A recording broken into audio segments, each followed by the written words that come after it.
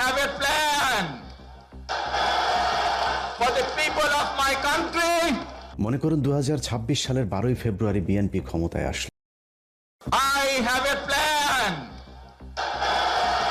for the people of my country. মনে করুন 2026 সালের 12ই ফেব্রুয়ারি বিএনপি ক্ষমতায় আসলো। কেমন হবে সেই বাংলাদেশ?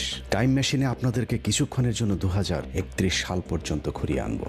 বিএনপি যদি কোনোভাবে ক্ষমতায় আসেই, তাহলে আমরা যে বাংলাদেশকে দেখব তার একটা প্রতিচ্ছবি আজকের অনুসন্ধানে তুলে ধরার চেষ্টা করা হবে।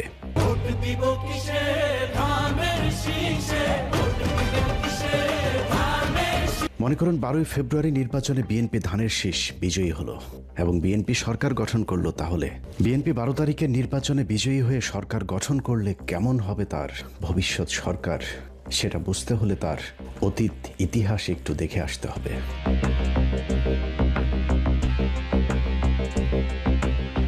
আওয়ামী লীগের 15 বছর ভোটারবিহীন নির্বাচনে ক্ষমতায় থাকার যে থিওরি, সেটার উদ্ভাবক ছিল বিএনপি। বাংলাদেশ স্বাধীনের পর প্রথম গণতান্ত্রিক নির্বাচন হয় 1991 সালে।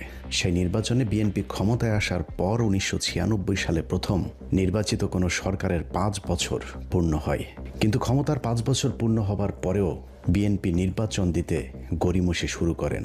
ফলশ্রুতিতে জামাত, আওয়ামী লীগ সহ প্রধান রাজনৈতিক দলগুলো 1996 সালের 15ই ফেব্রুয়ারির সেই পাতানো নির্বাচনকে বয়কট করে। কিন্তু সংকটের সমাধান না করে বিএনপি জোরপূর্বক এক নির্বাচন অনুষ্ঠানের মাধ্যমে আরও এক মেয়াদ ক্ষমতায় থাকার চেষ্টা চালায়।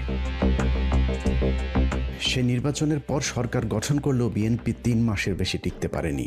একই বছরের 12ই জুন তত্ত্বাবধায়ক সরকারের অধীনে আরেকটি নির্বাচন হলে সেই নির্বাচনে বিএনপি পরাজিত হয়। এরপর